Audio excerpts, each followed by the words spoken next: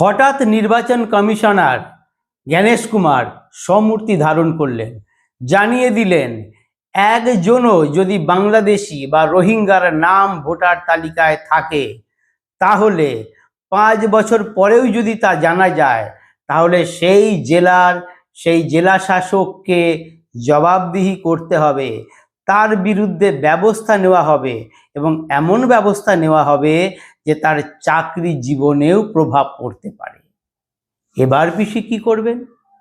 কারণ নির্বাচন কমিশনের এই নির্দেশ না মেনে কোন জেলা শাসক, কোন ইআরও বা এইআরও তৃণমূলের কথা মতো অবৈধ ভোটারদের ভোটার তালিকায় স্থান দেবেন? ফলে বিপদ কিন্তু বাড়ল পিসি, আর কিছু করার নেই। তো এতদিন অনেকেই বলতো যে নির্বাচন কমিশন কেন ছেড়ে রেখেছে, কেন সে শুধু দায়সারা গোছের এফআইআর করতে বলছে, ব্যবস্থা নিতে বলছে, কেন কড়া ব্যবস্থা নিচ্ছে না। আজ এই বিষয়টা নিয়ে আলোচনা করব এবং আলোচনায় আশা করি ভালোই লাগবে এবং আপনারা অনেক প্রশ্নের উত্তর পেয়ে যাবেন। নমস্কার, আমি প্রদীপ দাস আর আপনারা দেখছেন দেশপ্রেমিকদের চ্যানেল আমাদের ভারত। বন্ধুগণ, যদি আমার এই ভিডিও ভালো লাগে তাহলে চ্যানেলটিকে অবশ্যই সাবস্ক্রাইব করবেন এবং ভিডিওটি শেয়ার করবেন। অনেকেই বলেছে, অনেকেই সমালোচনা করেছে নির্বাচন কমিশন কেন কড়া ব্যবস্থা নিচ্ছে না। বিভিন্ন জায়গায় ভাঙচুর, অগ্নিসংযোগ হচ্ছে, নির্বাচন কমিশন পুলিশকে বলছে এফআইআর করতে, রাজ্য সরকারকে বলছে ব্যবস্থা নিতে, কিন্তু রাজ্য সরকার বা পুলিশ কোনো ব্যবস্থা নিচ্ছে না। তাহলে নির্বাচন কমিশন কেন সরাসরি কোনো ব্যবস্থা নিচ্ছে না? আমি এর আগে আমার অনেক ভিডিওতেই বলেছি যে নির্বাচন কমিশনারের মূল লক্ষ্য ছিল এসআইআর প্রক্রিয়াটাকে সম্পূর্ণ করা, তাই তিনি কোনো প্ররোচনার ফাঁদে পা দেননি।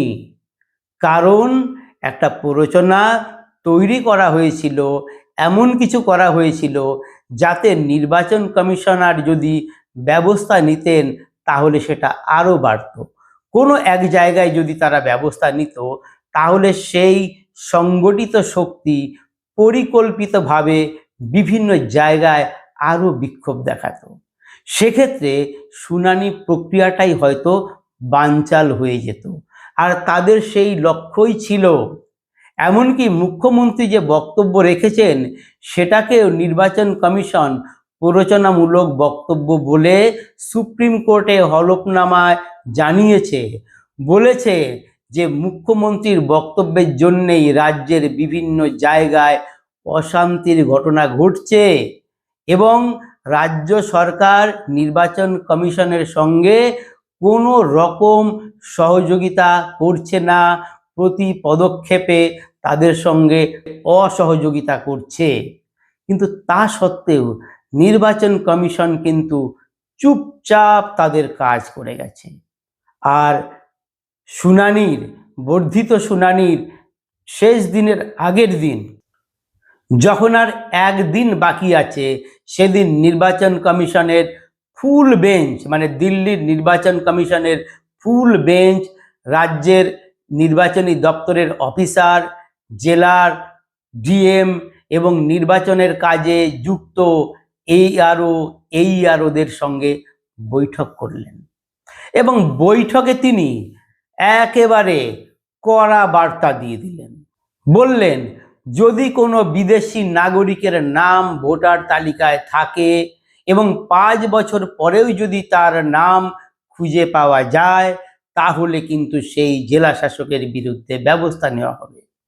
এজন্য তারা যে নথিগুলো আপলোড করা হয়েছে সেই নথি তারা সংরক্ষিত করে রাখবেন, 5 বছর কম করে তারা সংরক্ষিত করে রাখবেন এবং সেখান থেকে দেখা হবে যে কোনো বিদেশির নাম ভোটার তালিকায় তোলা হয়েছে কিনা।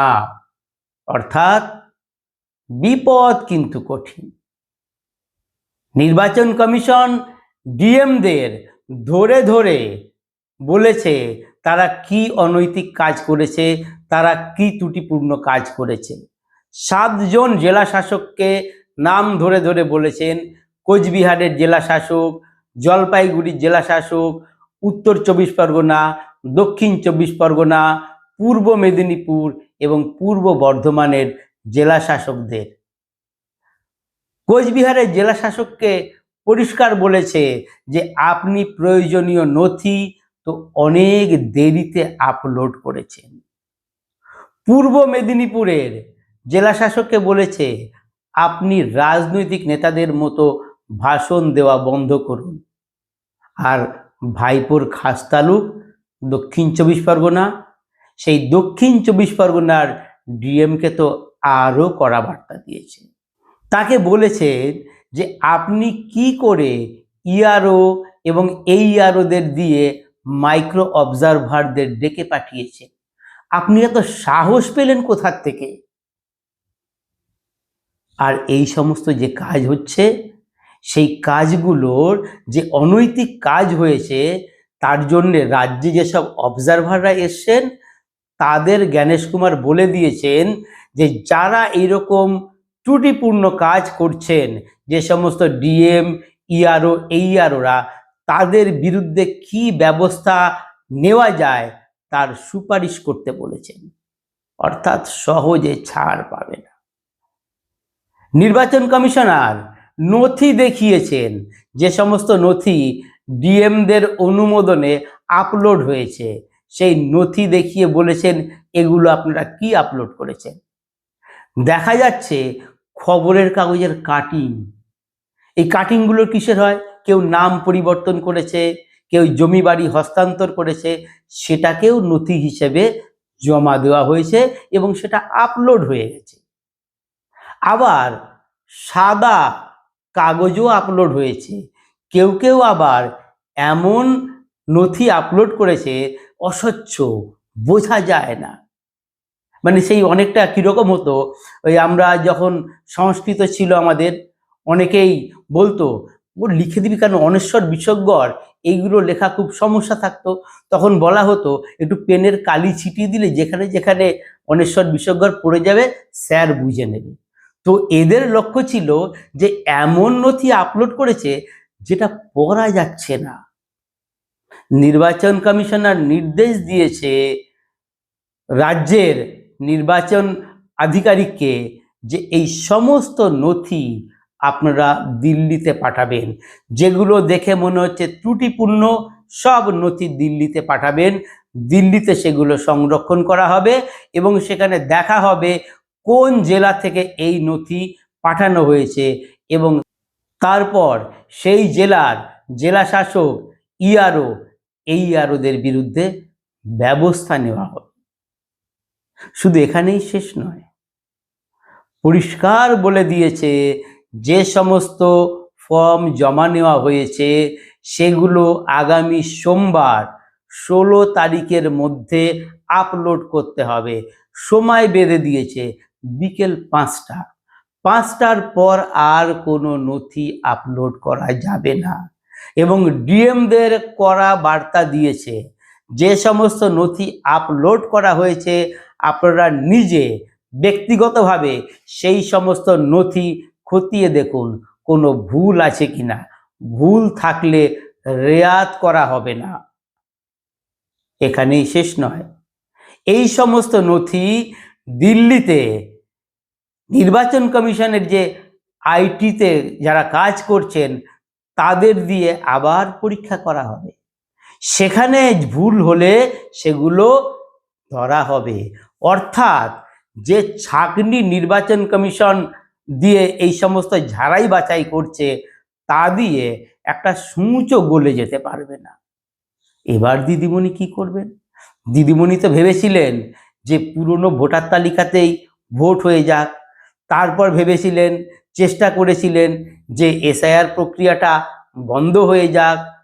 সুপ্রিম কোর্ট পর্যন্ত গেছেন, কিন্তু সুপ্রিম কোর্টের প্রধান বিচারপতির বেঞ্চ জানিয়ে দিয়েছে এসআইআর প্রক্রিয়া চলবে এবং এতে কোনো রকম বাধা দান তারা বরদাস্ত করবে না। সেটা তো হয়েই গেছে। তো যেটা আমি বলছিলাম যে নির্বাচন কমিশন কেন এত দেরিতে রিয়্যাক্ট করলো। আসলে তার মূল কাজ ছিল হচ্ছে এই সমস্ত শুনানির প্রক্রিয়াটাকে শেষ করা। তারা সমস্তটা শেষ করেছে। আর এবার সমস্ত নথি তারা খতিয়ে দেখছে। আগে যদি তারা কঠোর হতো তাহলে এই শুনানি প্রক্রিয়া শেষ করাই হয়তো অসম্ভব হয়ে যেত। এবং একই দিনে শুনানি প্রক্রিয়া শেষ হওয়ার আগের দিনে রাজ্যের মুখ্য সচিব, মানে যিনি প্রশাসনের সর্বোচ্চ পদাধিকারী, তাকে তড়িঘড়ি ডেকে পাঠিয়েছে। আর তিনি দৌড়ে গেছেন দিল্লিতে। জ্ঞানেশ কুমারের সঙ্গে তার বৈঠক হয়েছে, 1 ঘন্টার বৈঠক। সেখানে রাজ্য সরকার যে সমস্ত নির্দেশ মানেনি সেগুলো নিয়ে তিনি ধমক খেয়েছেন। পূর্ব মেদিনীপুরের ময়না এবং দক্ষিণ 24 পরগনার বারুইপুরে 2 জন ইআরও এবং এইআরও, মোট 4 জনের বিরুদ্ধে এখনো কেন ব্যবস্থা নেওয়া হয়নি সেটা জানতে চেয়েছে। ফারাক্কায় বিধায়ক মনিরুল ইসলামের বিরুদ্ধে কেন এখনো ব্যবস্থা নেওয়া হয়নি সেগুলো জানতে চেয়েছি। এবং ভালো করে করকে দিয়েছে বলা যায়। ফলে যেভাবে ভোটার তালিকায় ভুয়ো নথি দিয়ে বা যেগুলো নির্বাচন কমিশনের নির্ধারিত যে নথি তার বাইরে সমস্ত নথি দিয়ে আপলোড করে নাম তোলার যে কারিগরি করেছিল, একটাও কিন্তু ধোপে টিকবে না। শেষ পর্যন্ত সব নাম বাদ যাবে। কত লক্ষ যে বাদ যাবে তা এখন 28 তারিখে যখন ভোটার তালিকা প্রকাশ হবে সেদিনই জানা যাবে। আর সেদিন তৃণমূল শিবিরে হাহাকার ছাড়া আর কিছুই শোনা যাবে না। নমস্কার।